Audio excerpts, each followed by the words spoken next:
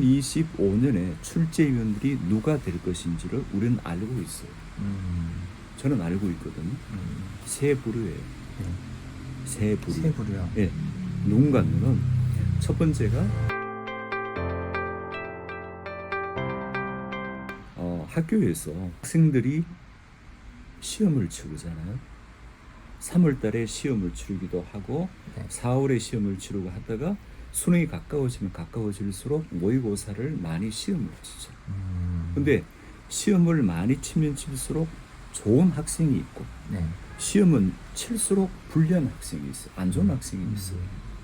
근데 그 시험의 유형이 또 나누어지죠. 그 모든 것들은 마지막 수능 시험을 위해서 있는 거잖아요. 근데 그 앞에 공개적으로 두 번의 시험을 치르잖아요. 9월 평가원 시험이 있고 6월 똑같이 평가원을 치는 모의 평가 시험이 있단 말입니다. 근데 그 6월, 9월 수능 빼고 다른 달에도 계속해서 시험을 치르거든요. 이 모의고사를 누가 만들었냐는 거거든요. 출판사들이 하기 위해서요. 돈 벌기 위해서. 사설 교육기관도 문제를 만든 것을 학생들은 시험을 치르거든요.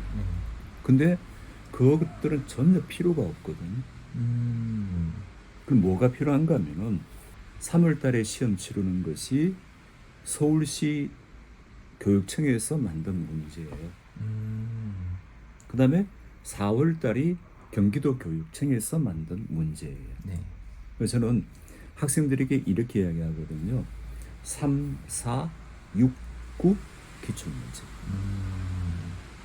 3, 4, 6, 9 기출문제.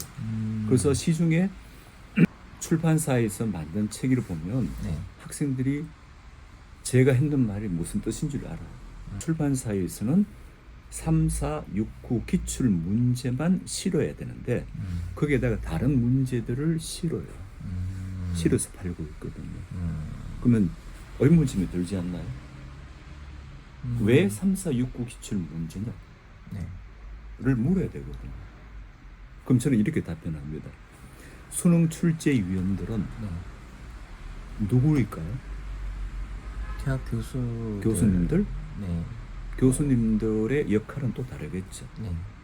그러나 학생들을 지도하는 학교 선생님들이 투입되어지거든요. 그러면 그 투입되어지는 분들이 어떻게 되어지는가 하면 이렇게 되어집니다.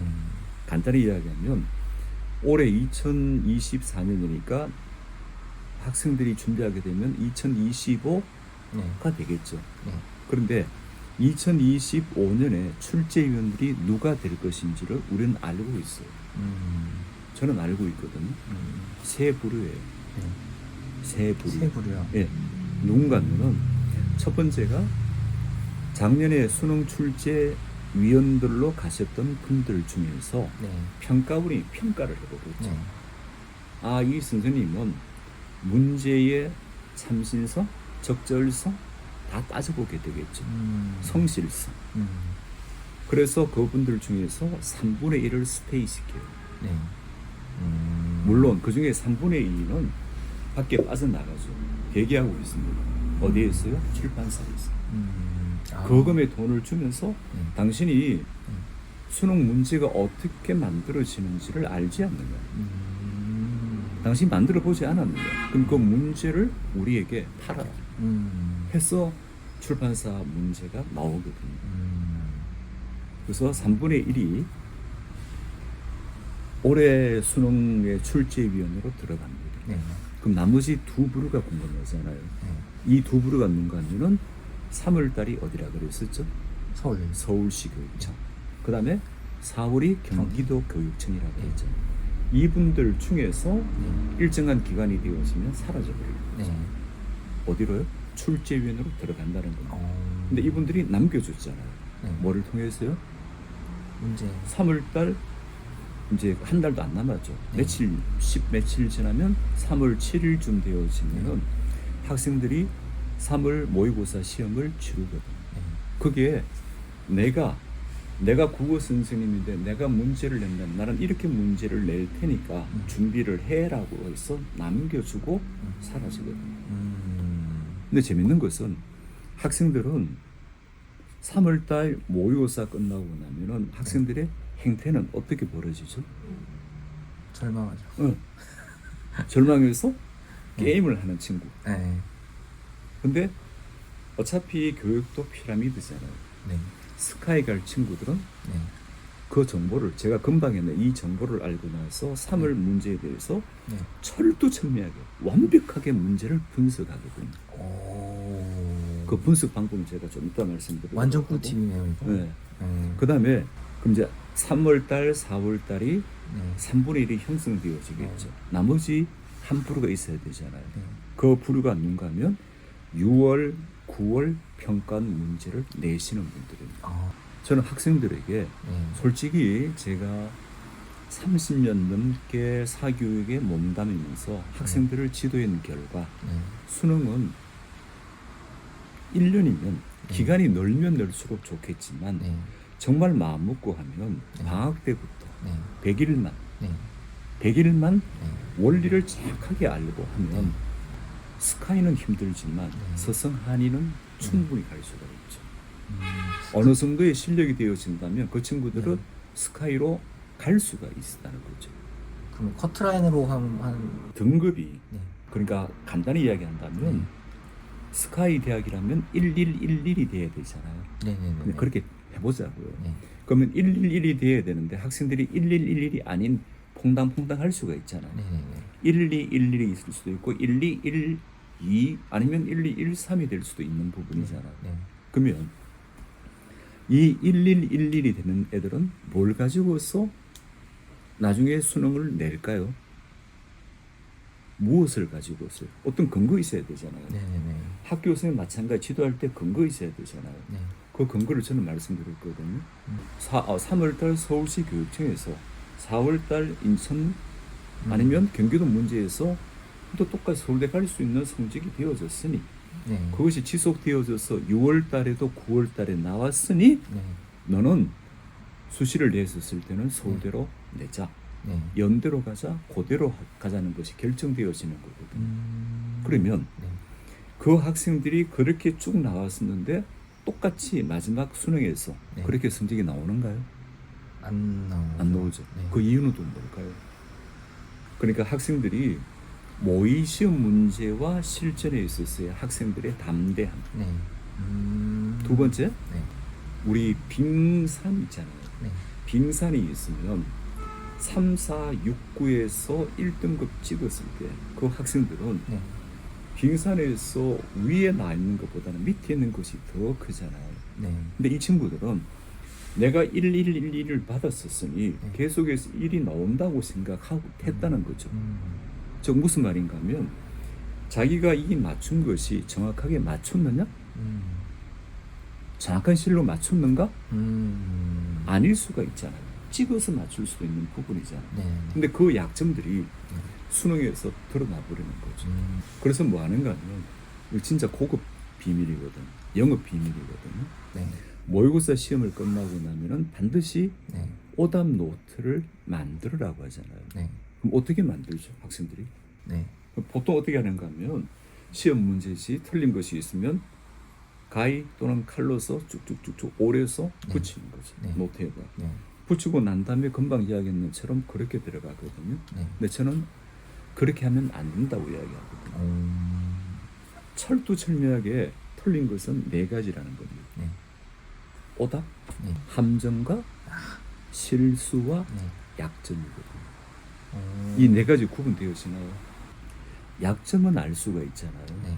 근데 이 약점을 학생들이 커버를 해야 되죠. 네. 자, 예를 들어 볼게요.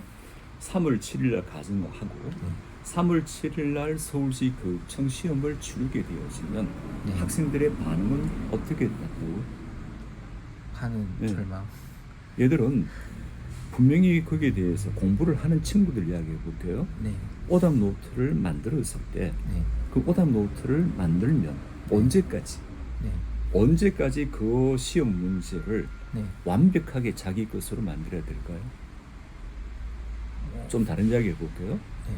거의 수능 물론이지만 네. 모의고사도 항상 네. 월화수목금토일 중에서 네. 딱 정해진 요일에 시험을 치릅니다.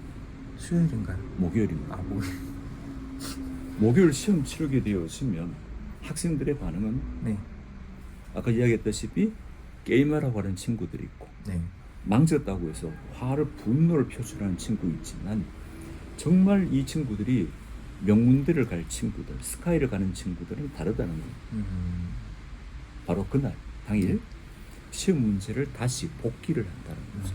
그래서 목, 금, 토, 일 동안에 네. 제가 금방 이야기했었던 이 문제가 내가 왜 틀렸는가를 먼저 옆에 적는 거죠. 아, 왜 틀렸나? 약점 첫 번째 약점이라고 네. 한다면 네. 이 약점에 대한 부분을 어떻게 해야 되죠? 강점으로 만들어야 되잖아요. 언제까지요? 다음 달 네. 4월 모의고사 시험 치기 전까지 이거를 강점으로 채운다는 거죠. 그게 차이점이에요. 네. 그럼 두 번째 또 뭐 있죠? 한 약점을 채워야 되겠죠. 그 다음에 실수? 실수가 있잖아요. 네. 실수는 그냥 간편하게 한다면 수학인데 네. 수학을 예를 든다면 네. 수학의 조건이 있잖아요. 네. 괄호 열고. 네. 근데 문제를 풀이하는 중에 꼭 학생들은 네. 플러스를 해야 되는데 마이너스를 해서 틀리는 경우가 있거든요.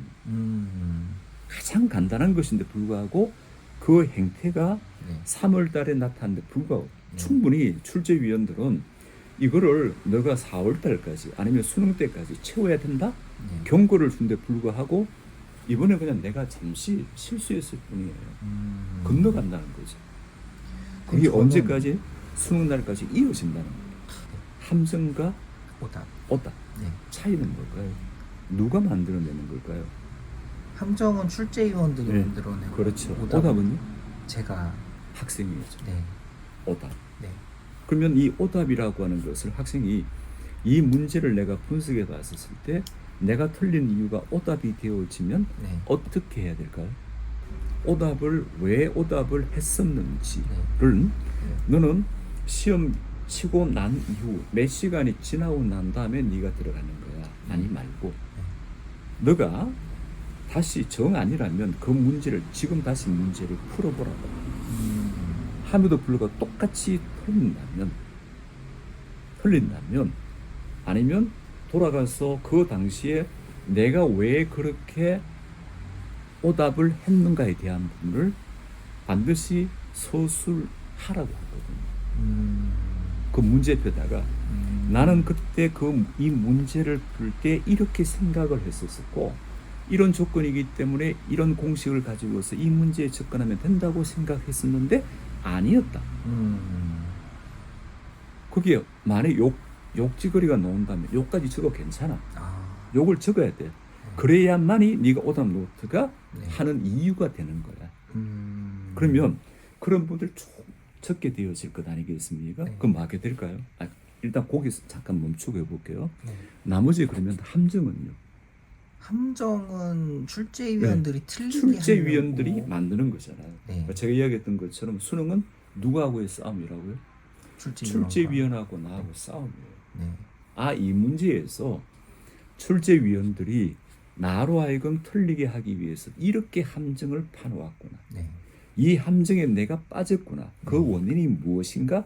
라고 하는 것을 적게 되어졌을 때 이거를 목요일 시험 쳤으니까 네. 목, 금, 토, 일까지 하고 난 다음에 네. 다시 그 다음 수능 시험 모의고사 시험 치기 전까지 한 달 보통 텀이 있잖아요. 네. 그 기간 중에 그 문제를 다시 풀어보는 겁니다. 다시 풀게 되어지면 몇 점이 나와야 되죠? 100점 나와야죠. 예. 근데 그 작업을 하지 않는다는 겁니다. 학생들이. 그쵸. 100점이 나오게 되어지면 4월 달에는 어떻게 되어질까요? 똑같이. 또 100점이 안 나오더라도 네. 3월 달 성적보다는 월등히 다른 성적이 나온다는 거거든요. 그것이 수학의 포물선으로 하게 되어지면은 네. 처음에는 간격이 넓어졌을지 모르겠지만 계속해서 좁혀지게 되어 있거든. 근데 이거를 전국의 모든 수험생들이 네. 그렇게 해왔었고 네. 올해도 그렇게 할 것이며 내년에 똑같이 그렇게 한다는 겁니다. 제가 수능은 며칠이면 가능하다고요? 100일. 딱 100일만 이 원리를 알고 그래 문제의 집을 제가 선택하라고 하면은 다른 거 필요 없다. 이것만 하면 좋겠다. 네. 아까 제가 몇월 달 문제지를요. 삼월. 출제위원들은 3, 4, 6, 9 기출 문제라 그랬잖아요. 네. 근데 한 해 넘도만 하게 되어지면 문제의 양이 부족하니 그죠. 3년 동안에 네. 3년 동안에 그러면 3, 5, 15 전체 15개 분량이 나오게 되겠죠. 네. 그 문제를 계속해서 풀고 쌤이 이야기했는 것처럼 네 가지 실수와 약점과 오답과 함정을 완벽하게 넣어서 만들어요.